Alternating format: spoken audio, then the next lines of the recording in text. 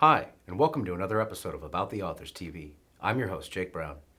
Pioneering female crime fiction author Sara Paretsky has been a legend for decades, courtesy of her best-selling Chicago-based private investigator V.I. Warshawski series, which kicked off way back in 1982 with Indemnity Only, Deadlock, and Killing Orders, and has been blazing trails ever since with new hits like Burn Marks, Tunnel Vision, Hard Times, Blacklist, Bodywork, Breakdown, Fallout, Shell Game, and most recently Deadland. Her crowded trophy shelf includes wins for the Anthony Awards Lifetime Achievement Award, the Gold Dagger Award, and being named the Grand Master by the Mystery Writers of America. She joins us today for a rare career-spanning interview. Sara, thank you so much for taking out time to be on the show. Would not have been complete without you. First, let me share that I've interviewed a lot of your peers who credit you as an influence, and your books have been on our shelves at home for years. Please take us back to your own childhood, some of the first authors that you were picking up off the bookshelf that really excited you about reading. My parents, especially my mother, were big readers and not very affluent, so most of our books came from the library. But my mother had a collection of, she was partly raised by one of her own aunts who had a big collection of the kind of popular girls' books of the 1880s and 90s. So I grew up with that collection, with Louisa May Alcott, and then lesser known writers and Ramona, Daddy Longlegs, all of those kind of old books were really a big part of my childhood. Ramona, which was in a way, I'd have to reread it to know whether it was really a racist book or a book celebrating diversity, but it's set in the Mexican community, kind of on the California Mexican border, and the heroine Ramona is a Mexican American. Then a lot of the books that I read, like there was one called English Orphans, and it's about these children who are orphaned. Their mother takes them from England to America, hoping to find a better life, and she dies, and these 6 kids are left on their own in terrible poverty and squalor. And I have to confess, I had a taste for children who had to fight terrible poverty and squalor, like the start of Jane Eyre, where she's terribly abused at the Lowood Academy and by her aunt. When I was 10 and read that book for the first time, I wasn't interested in the stuff that happened after she grew up, Mr. Rochester, the love story. But I kept rereading all of those horrible passages at Lowood Academy and her friend Helen dying of tuberculosis. So I'm afraid I had a taste for the grim. I did start reading crime fiction early, and it's still my favorite form of reading. Out of curiosity, when do you remember your interest veering into the genres you'd go on to write in? Some of it, I think, especially as a child and as an adolescent, my family was, let's just say that they really put the funk into dysfunctional. And so crime fiction, it solves a problem, and you're a child facing beaucoup problems in your immediate vicinity.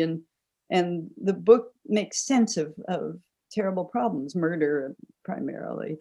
I never was that big a fan of Nancy Drew. I know this is heresy, and I've already lost all of my readers who support the former guy. And if I say I didn't like Nancy Drew, I may lose all the rest of them. But everything happened too easily for her. And my heroines had to struggle to succeed. And Nancy, nothing is hard for her. Like, she's locked in the stateroom of a ship, and she tap dances her way to freedom. She can repair her own car. And, all these are admirable things, but there's nothing that gives her a moment's pause. And she's surrounded by adoring adults and adoring friends. And it just, I wanted her to have a little bit more trouble along the way. The first crime writer that I really remember engaging with was Rex Stout. And some of that was he grew up in the same part of Kansas that I did many years before, but we actually we both went to country schools that played each other in our local baseball league. And so I felt kind of an affinity for him, although his school was always beating my school. Wakarusa number 6 was always just smearing the ground with Caw Valley number 95, my school. How early do you remember a teacher taking notice of your writing talent? I was very lucky. And when I was in fourth grade, I actually had my fourth grade teacher, Patty Shepard. I had such a crush on her.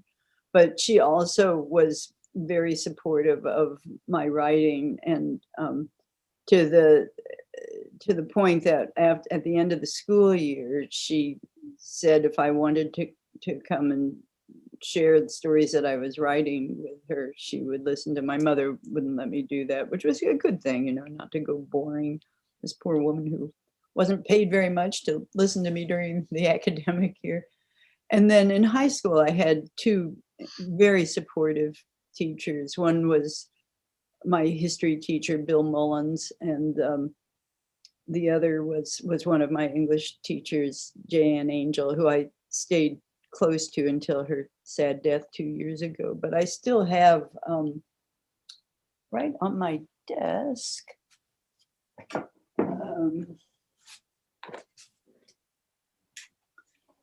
So I keep this framed. It was a test that in my sophomore year in high school, just a history test.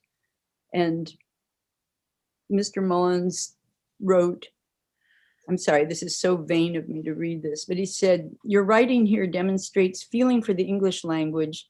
It's a gift, whence it cometh, I know not, but you should value it and cultivate it like a beautiful plant." And I wasn't getting a lot of encouragement in other parts of my life, and that just was kind of a touchstone for me. Although I feel like I just haven't done as much with my writing as I wish I had. It's a very American failing to want to think that whatever you have accomplished, it's just you against the world. And it's so not true. I mean, I think children are like plants. If they don't get water, they die. And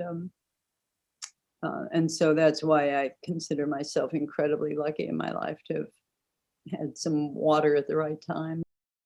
Traveling back to the early 70s, you were among millions of female college students on the front lines of the second wave of feminism. Please talk a bit about how that influenced both your life and work to come. It really wasn't that significant in my life in terms of shaping my writing career. It was very significant in shaping me as a feminist. I went to the University of Kansas, which, well, that's another story that I won't bother with. But we had a dean of women named Emily Taylor, who was a very strong feminist. And I started in the fall of 1964, which was right after Title VII of the Civil Rights Act of 1964, which opened a lot of doors, maybe more doors for white women than it did for people of color, but it absolutely codified no discrimination against women of any race or people of color of any gender. And my dean of women, who had struggled to support women on campus, took that, and she was a very powerful presence. She terrified the administration. And I was able to go to university with a scholarship that had been endowed by a woman who she'd been forced to end her own education at 8th grade, and then she made a fortune and endowed scholarships for women, which was a very incredibly generous way of giving back to the world. Anyway, Dean Taylor took all of us who were using that particular scholarship kind of under her wing and just started indoctrinating us into second wave feminism. And that was a huge change in my life. And coming of age in the 60s, and with all of the turbulence of that period and all the social justice movements, it transformed my life. I think without Dean Taylor, without the civil rights movement, second wave feminism, I might have just stayed in Kansas, just doing a little, my parents' goal for me was a secretarial career. And they sent me to secretarial school. They wouldn't pay for my college education. So uh, but those supports, those movements gave me kind of put air under my wings. Elaborating on this amazing movement you were part of, could you speak about how it influenced directly the creation of V.I. Warshawski's character, who's credited historically, of course, with redefining the role of the female protagonist in crime novel writing up to that point? I have to say that I'm not a very conscious, intentional writer. Um, that I wanted her to. My goal with her when I first began writing about her was to have a woman who could solve her own problems, who didn't need rescuing, and whose experience, at least having to support herself and solve her own problems, mirrored that of most women that I know.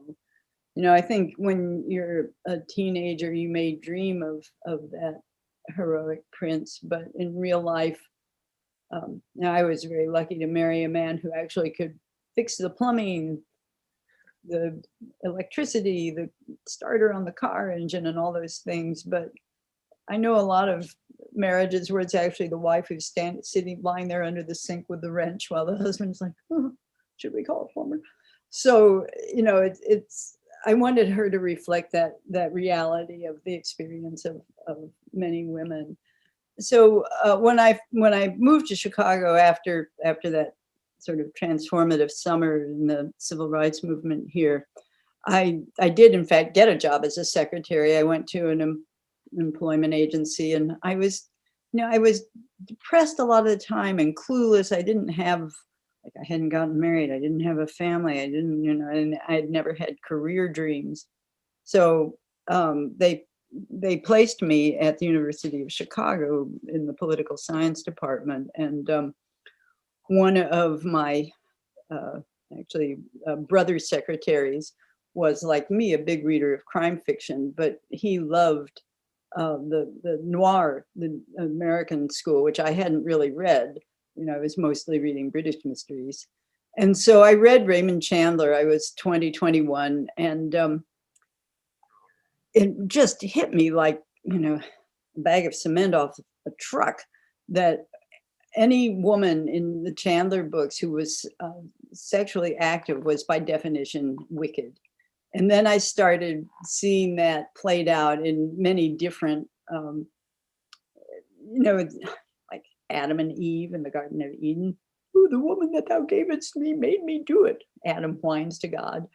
And you know, even more sophisticated so-called general fiction, it's always a sexually active woman who is going to be wicked, betraying, or she's going to have sex for money, in which case she'll guide the hero on his journey of self-discovery. And so it made me mad, and it made me want to write a book, but I didn't have a lot of confidence in myself and my ability to write. I wrote small things very privately that no one ever saw. They will be my posthumous publications.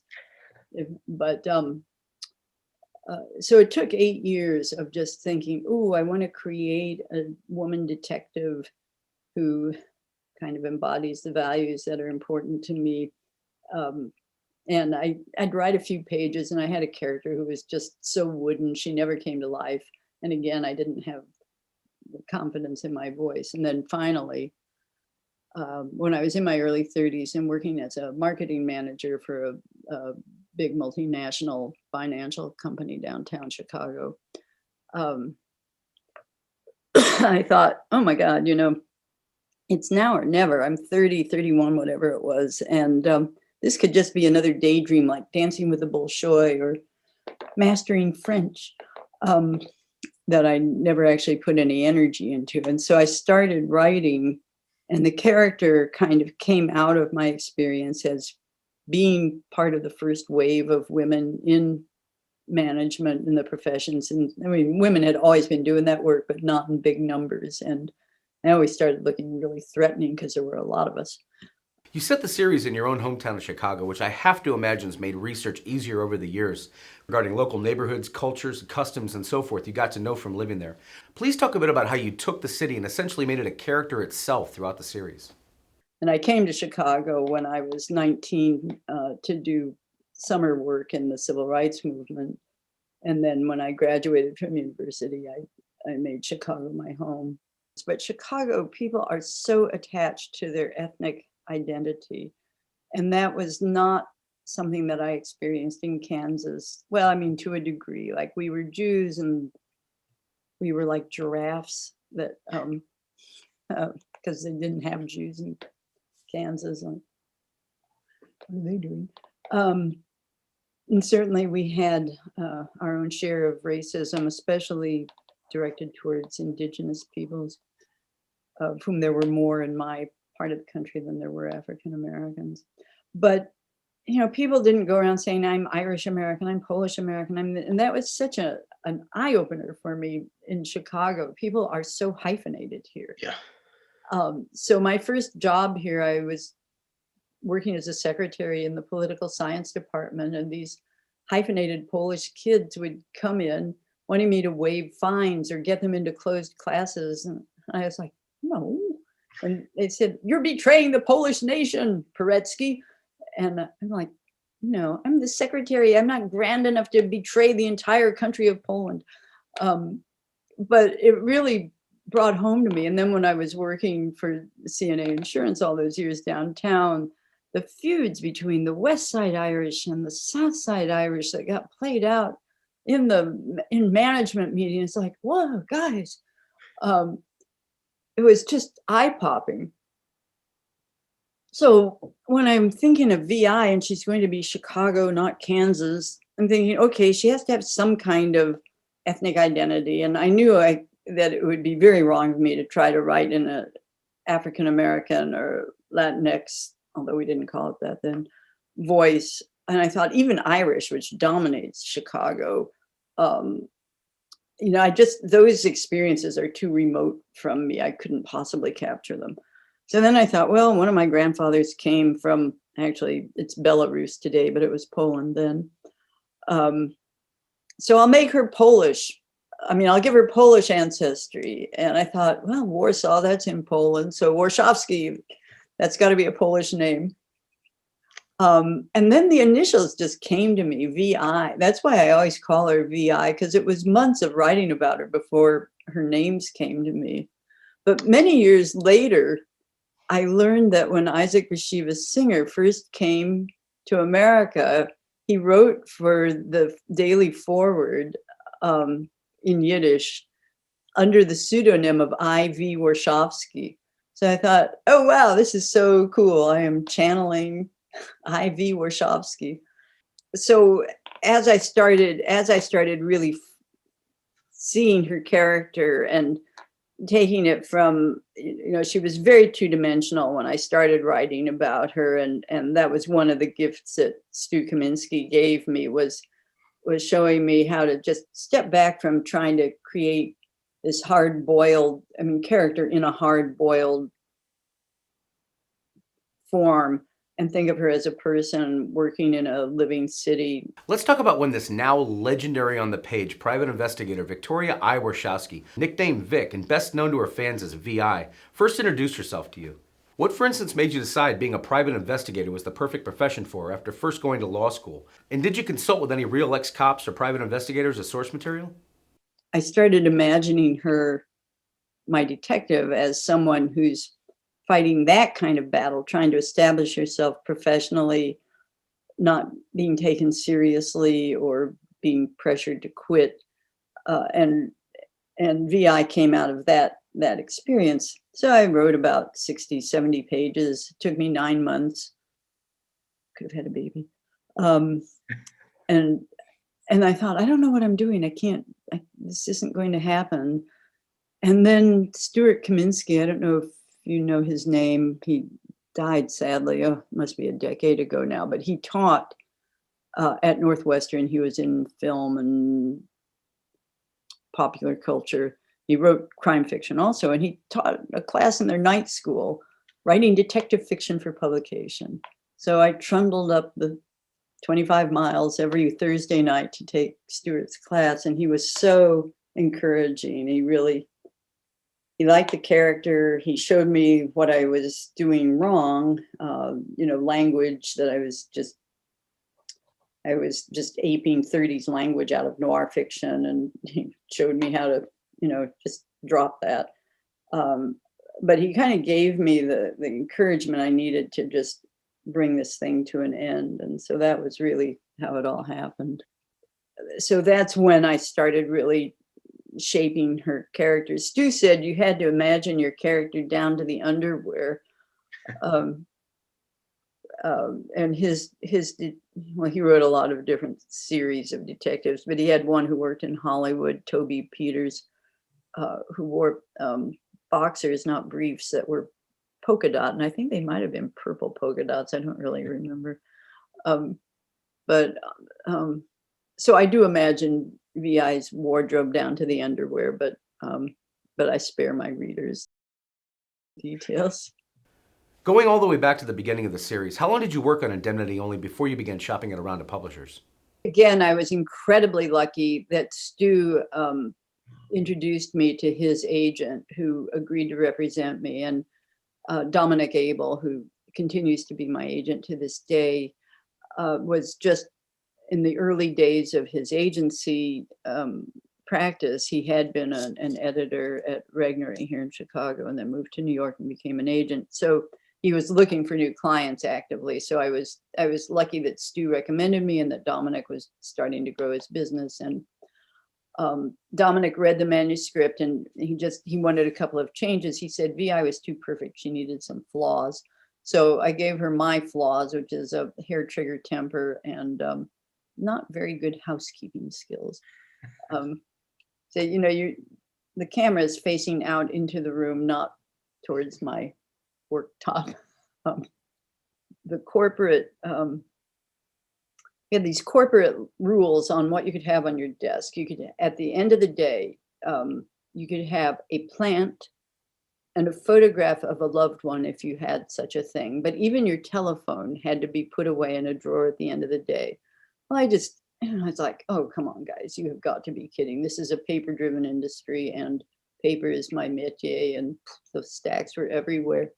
So I was part of the marketing department, which had 1,000 employees. And the man who was head of marketing, he went around looking at all of our desks, and he photographed mine. And 3 years in a row, my desk was put on the company bulletin board as the messiest desk in marketing. I'm like, yes, I'm number one. It took Dominic a year to find a publisher. Did you intend from that first book out for this to evolve into a series? Sue Grafton and I published our first books in the same year, within a couple of months of each other. We didn't know each other, of course. She was in California and I was in Chicago, and there was no reason why we would have met. And she obviously had planned this whole series around letters of the alphabet. Well, I didn't have a plan. And I thought I might write some other novels, and I had other ideas that, but then, and the book was not a big hit. It sold 3,500 copies. So, very modestly, but in those days, that wouldn't get you in the door these days, but 40 years ago,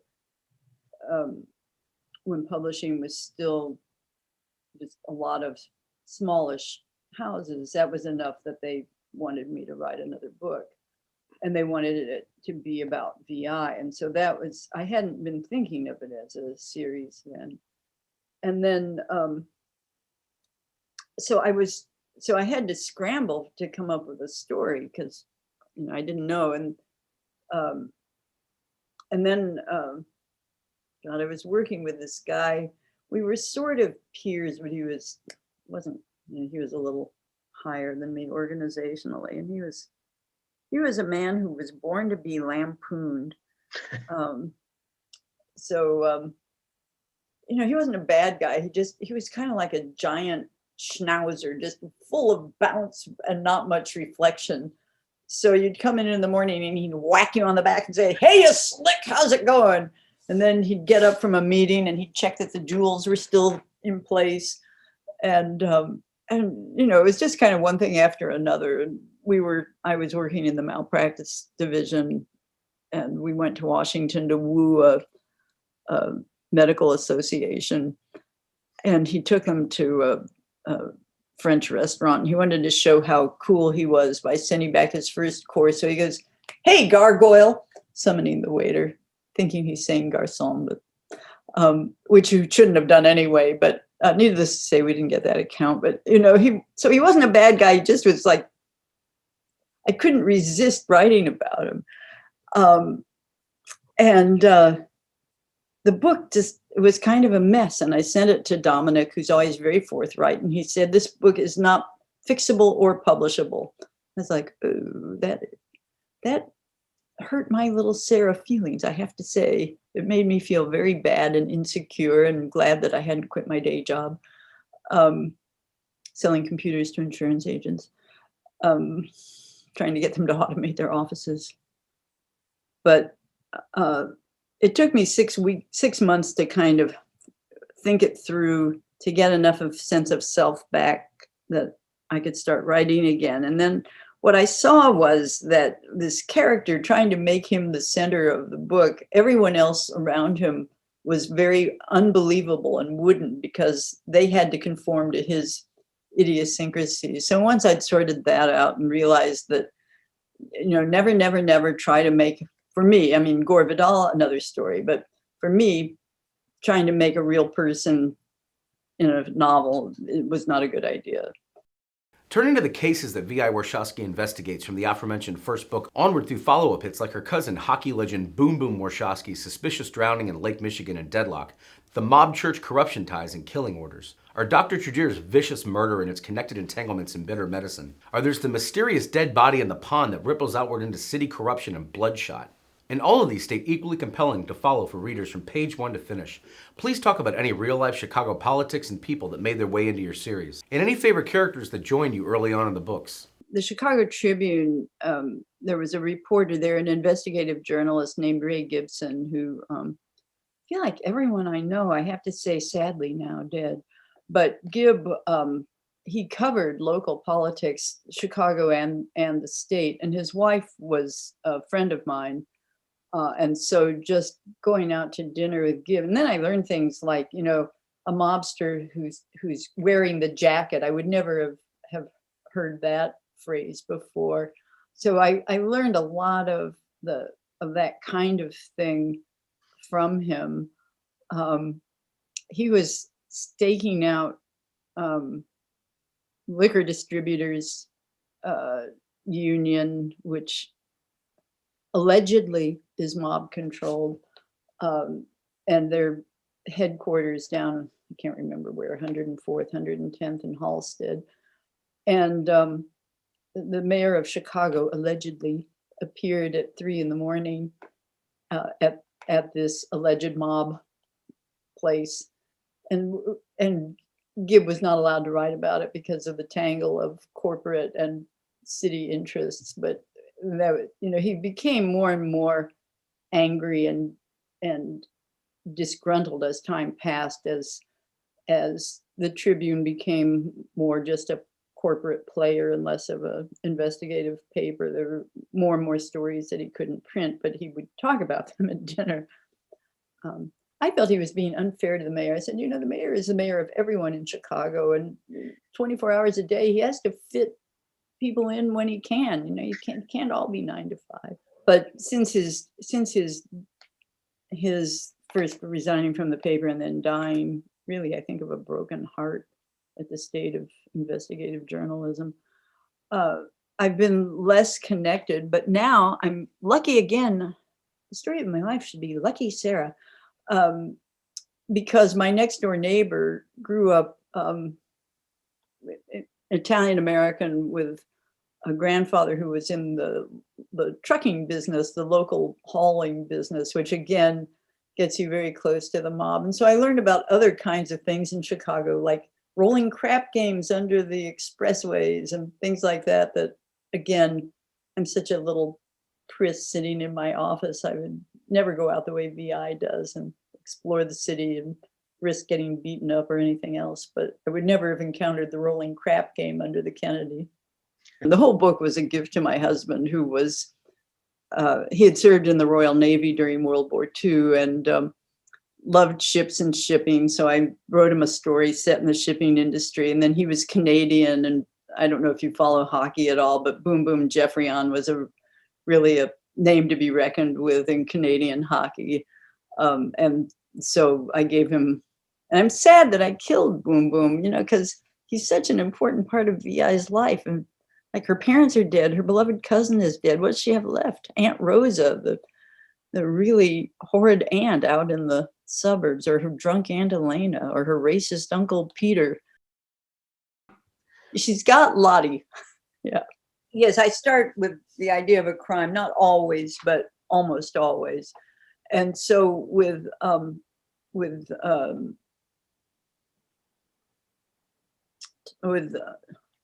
toxic shock was my name for it. Bloodshot was what the publishers decided to call it.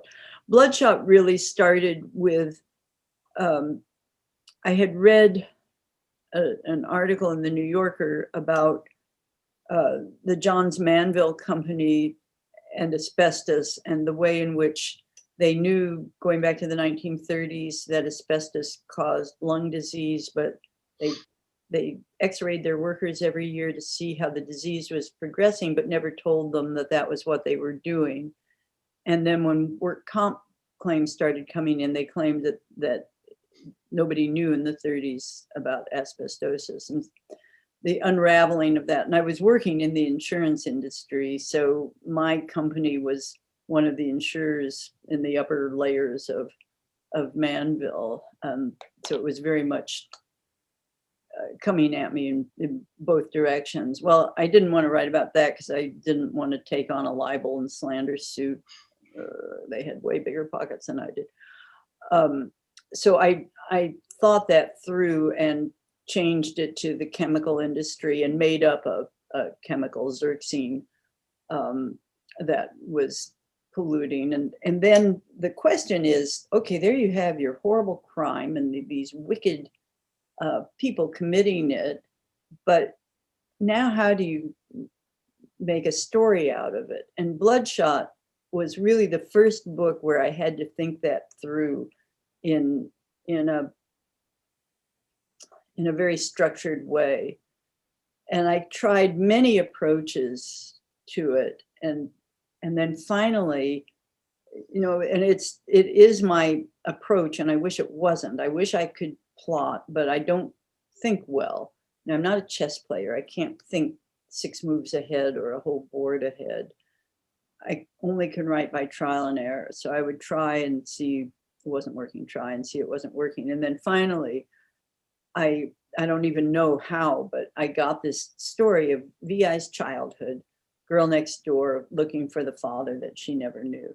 And her mother's dying of kidney disease caused by these chemicals, but we don't know that that's why she's dying. She was a heavy smoker. It could have just been the cigs, So, and that neighborhood, that South Chicago neighborhood, to me, I don't live far from there. It's like a 15-minute drive. It's a universe away. I mean, I live in this one of the few affluent neighborhoods on the south side of the city of Chicago, and one of the few integrated neighborhoods in the entire city. And that's just a gift to us from the University of Chicago, which is nearby.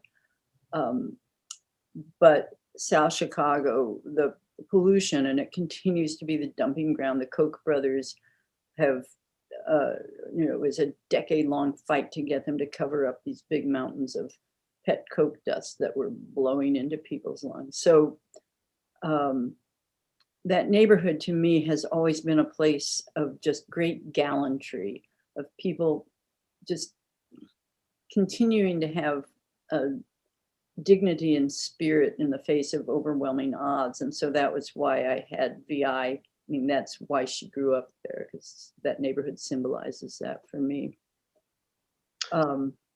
And so every time I go back to that neighborhood for one of the books, I feel like the books are better. The characters are more interesting. Even though that's not my personal history, it's VI's history, but still, I don't know whether it's a sign of, maybe a sign of psychosis that I can't tell the difference between my history and VI's history. You really turned the heat up on V.I. Warshawski and new books that followed, like Guardian Angel, from disappearing neighbors to run-ins with her ex Dickie Yarborough, to her friend Lottie Herschel and Max Lowenthal turning on her. Then in Tunnel Vision, where she's actually suspected of the murder of Deidre Messenger, or in Fire Sale with that near-death plant explosion she's caught right in the middle of. Why do you feel it's been important to keep V.I. in a certain amount of peril book in and out? In terms of doing it deliberately, putting her in peril, I've often been either questioned or criticized for the physical nature of the peril that she encounters. And what I think it reflects is that the physicality is a manifestation of the I don't know, danger isn't quite the right word, but nothing comes easily. And in America these days, with so much violence and so much neediness, it affects people in the body, whether psychically, physically. I mean, a reflection of mental trauma gives you physical symptoms, reflection of the violence that just permeates our country. And so her physical peril and danger is a reflection in the body of what our group experiences. She really came, I wasn't intending her to be the character she became. It was, as I was writing the first book and, just struggling to figure out how to do it, Rex Stout in his Nero Wolfe series, there's Doc Vollmer up the street from him who's always patching together beat up clients. And I thought, oh, VI needs a doctor. And so I gave her Lottie. And Lottie, when I first moved to Chicago and to the South Side, there was an abortion network called Jane. It was before Roe, when abortion was illegal, as it's rapidly becoming again. But anyway, this was a group of volunteers who learned how to perform abortions, and I was never part of it. I lacked the moral courage to do that. But in Indemnity Only or in Deadlock, one of the early books, I can't remember which one, VI mentions that she knew Lottie from that abortion underground. So it was only later that I started really thinking through Lottie's character and what her history was, and gave her this European history. Investigating big city and business corruption has been a consistent theme throughout the V.I. Warshawski novels. Whether in the aforementioned titles, or ones that followed like Globe Entertainment and Hard Time, A Dead Reporter and Two Old Money Chicago Families in Blacklist and Breakdown, or the city political machine's ugly racial history in Hardball, I've always wanted to ask, how much of those are based on real scandals that have plagued Chicago throughout the past 100 years or so versus those that you invented for the series? Well, there's several. I mean, Hardball, I think personally, I think it's my best book. I think the characters in it are the most interesting and the best realized. And part of what made that possible is that the backstory really is set in those race riots of 1966, when Martin Luther King was here trying to help the Chicago civil rights movement and the restrictive real estate covenants that dominated city housing, and also open up employment in, when I moved here, a Black person could not drive a city bus. The discrimination was just up and down. And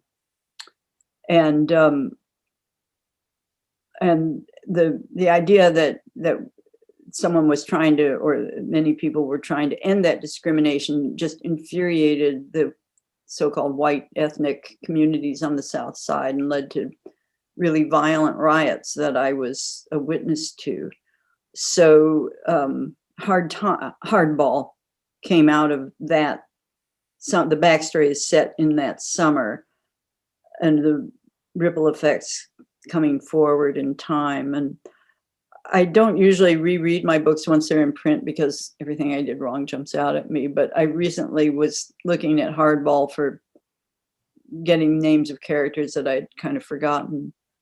And I thought, God, I wish I could create characters that vivid now. So I'm not sure what I've lost, what I'm missing. I'm really trying to think that through before I start writing again. We've met so many memorable supporting cast characters throughout these books. Family members who weave their way into these investigations, like mean old Aunt Rosa in the aforementioned Killing Orders, to crazy Aunt Elena in Burn Marks, best friend Lottie Herschel in Guardian Angel and Total Recall, among others. Turning more fully to the subject of developing these wonderful characters that you built around V.I. Warshawski for readers over the years. There's so many more we could name. Nurse Carol Alvarado and the extended Alvarado family, including brothers Paul and Diego. Goldflow bar owner Sal Barthel. Overprotective neighbor Salvatore Contreras. Longtime client Dara Graham.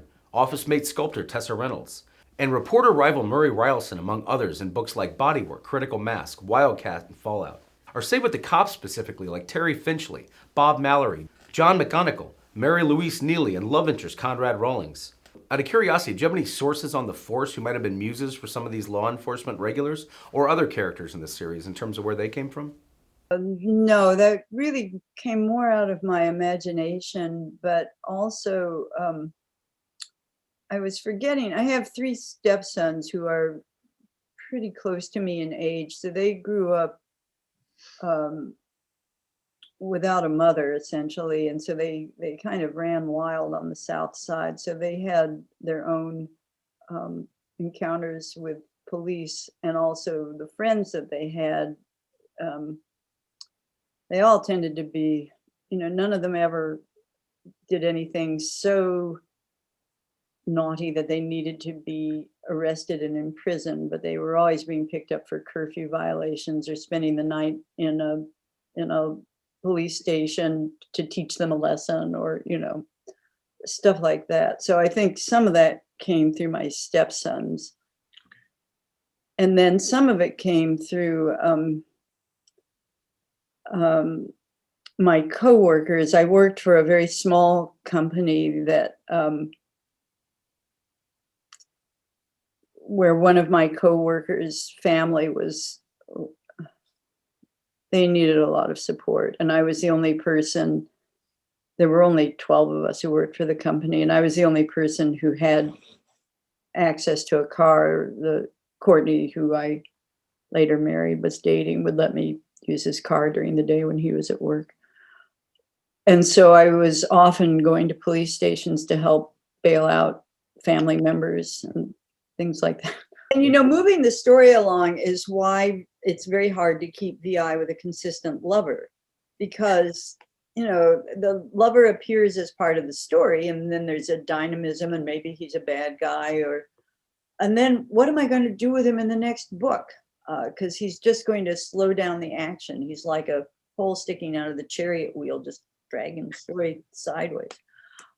So it's a constant problem, and that's why VI, poor thing. Definitely Lottie, number one, and Sal, the bartender. Sal, I went briefly to New York in my early 20s thinking I would get a job as a writer, and I got a job as a secretary. And I found, through my college roommate, I found a place to share an apartment in Harlem, and that was not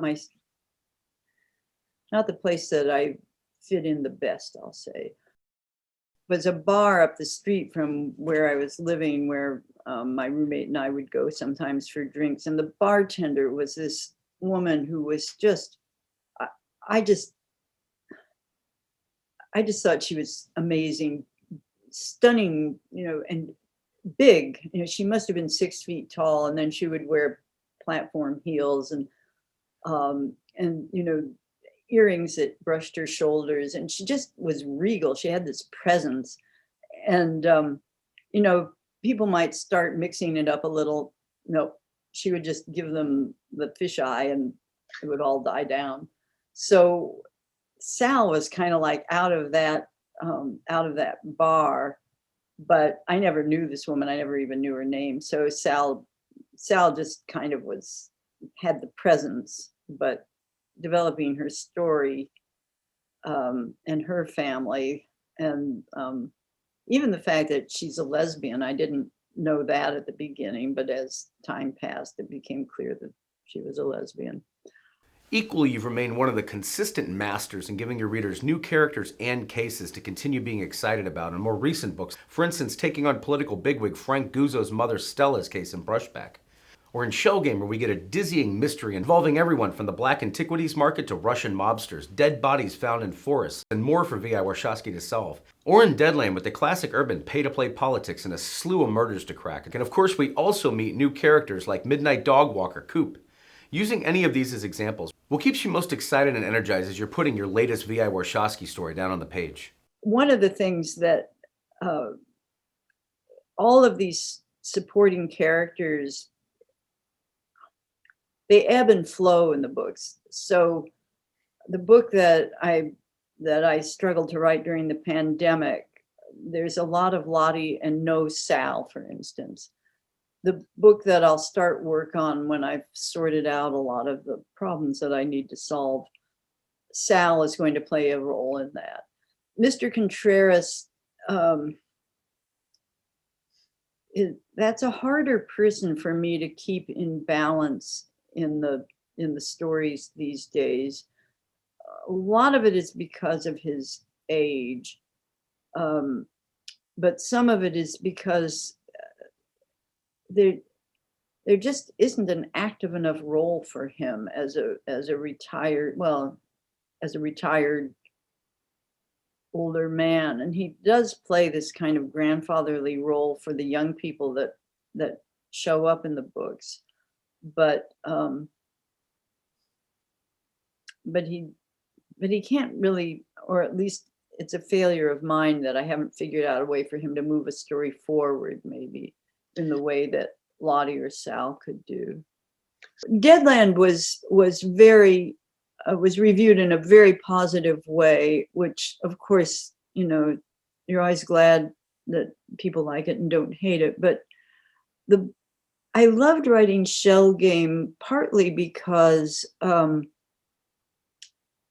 created this Arab poet, and I have a friend who had hoped to be an archaeologist, and that she couldn't have, never mind, it didn't happen for her. But she was back before Syria disintegrated. She was on digs there and learned Arabic, and she helped me create his poetry. I would write it and she would tell me, so I'm translating from imagined Arabic into English, and she would say, well, Arab syntax or Arabic views of time. So it was just great fun to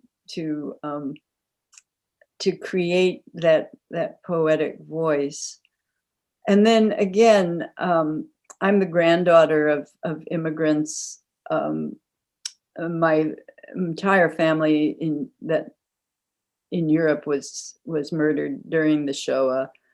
So issues of immigration and the fights with ICE and so on, those are like always very high in my consciousness. And Shell Game was a vehicle for exploring what was happening to immigrants and refugees under these very restrictive ways of looking at who gets to come into the country. What's been your secret to aging V.I. Warshawski over such a long-running series like this one? I never intended to be writing this series for so long, and it's wreaked havoc with chronology and people's ages, because I have not wanted to age people and have them die. It's just, I feel like everyone I know is dying. I can't bear to kill Lottie, Mr. Contreras, the dogs, V.I. They just have to keep going for me, poor things.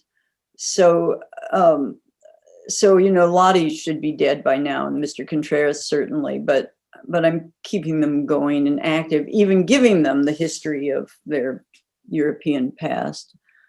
With standalone novels like Ghost Country and Bleeding Canvas, and other nonfiction titles like Before the Chicago War and Writing in an Age of Silence, What's provided you the greatest pleasure in being able to take breaks from the Warshawski series now and then? Are there any favorites among these titles or other new standalones you might be working on that'll be coming out in the next year or so? I took breaks from the series with two novels, Ghost Country, which you just mentioned, and Bleeding Kansas. And they helped me come back to VI with a fresher, sharper eye. There isn't another book that I really want to write right now. And, I hope I want to model myself on P.D. James, who just kept writing actively into her 90s, and really was whip smart to the day she died. I think she was 93, maybe. Published her last book when she was 92. So I hope it isn't age. I hope it's just a combination of the pandemic, which has taken a toll on all of us in different ways, and the political scene, which is very worrying and wearing. And then my husband died not too long before the pandemic. I was lucky that I lost him when I could have a real funeral and a real memorial for him. It was one of the things that kept worrying me, or not worrying me, but weighing on me, was knowing how important that is when you're bereaved, to have people with you, to have a public acknowledgement of your beloved person. All those people who lost family members to the pandemic, or even to some other cause, but couldn't have the funeral. I think all these things have just weighed my spirit down, and I'm having a hard time right now thinking, where's the excitement? Where's the magic? And I think I need to write,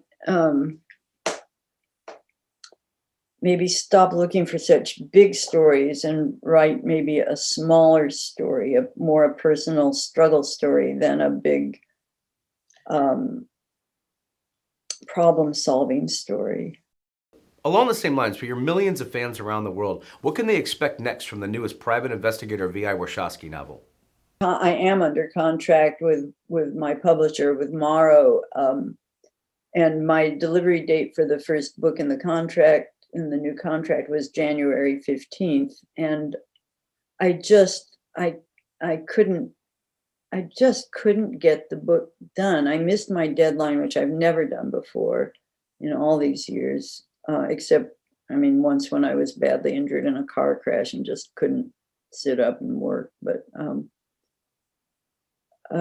and that weighed on me, that I wasn't professional delivering the book. And finally, I finished it anyhow and sent it in, and I'm still waiting for my editor to read it. You've been involved for a very long time with an organization called the Sisters of Crime. How much have you enjoyed interacting with all the female mystery authors you've worked with throughout the years, especially those who told you your style of writing was an influence on them?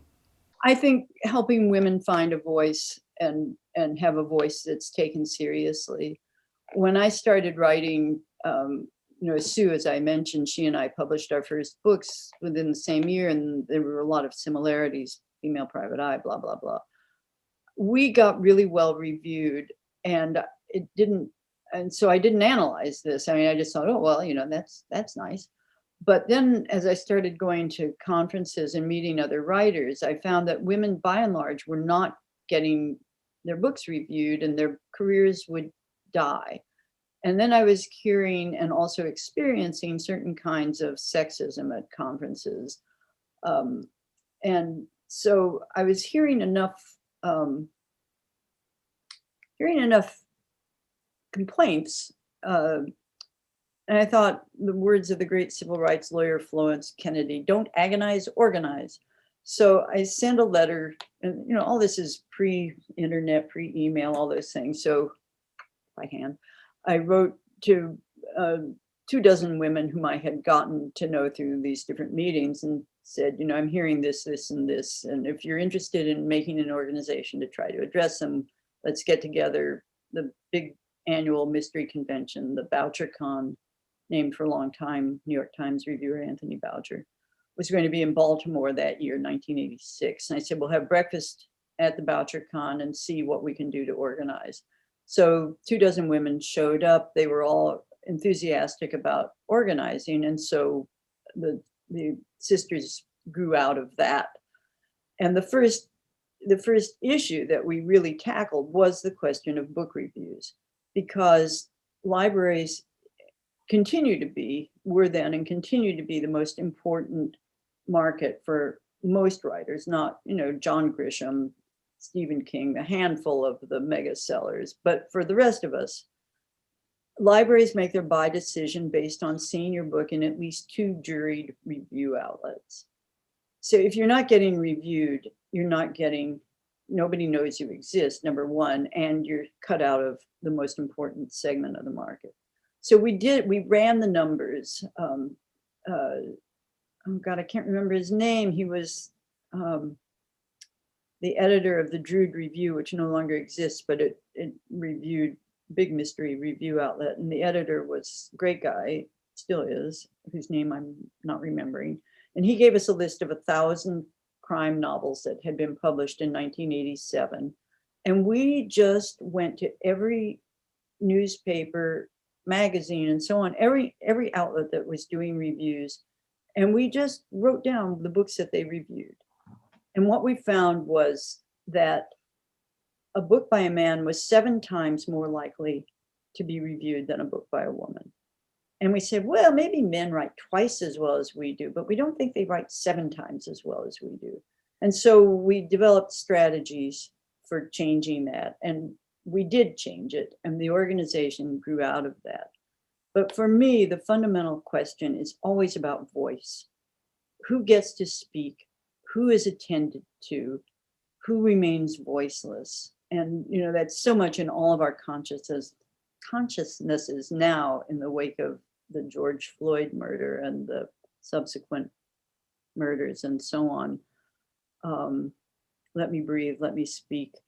But in a more, less life-threatening way, who gets listened to is the crucial question of any society. And what Sisters has done that I feel just incredibly proud of having been part of is to increase the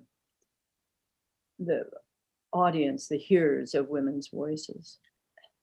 It doesn't connect to me. I mean, of course, everyone likes praise, and I do, but I have a hard time taking it seriously. It's like, I once was, when I was very young, getting an award, and my mother had come to the event, and she was standing behind me, and someone said, "Have you congratulated your daughter?" And my mother said, "Oh, her head's too swollen, too big as it is. I'm not going to say anything to her." And that's so much. It's like, oh yeah. Anytime someone says something nice to me, I hear my mother saying, "Yeah, well, your head's too swollen already." I think the written word is sacred. The idea that the word made visible, the word made memorable. I mean, it's not that old. It's like 4,000 years old, not even that old in the whole history of human time. And it when I stop and think about it, it's so awe-inspiring.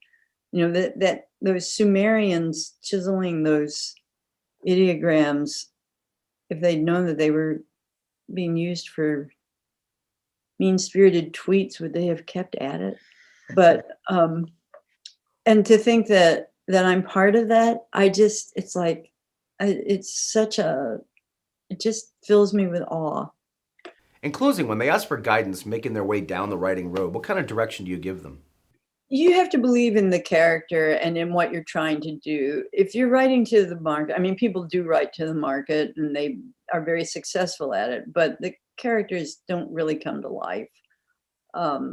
And if you want a character who comes to life, it has to be someone in your bone and that you're willing to dig into your bone and do that kind of auto surgery on yourself to understand what makes that character human.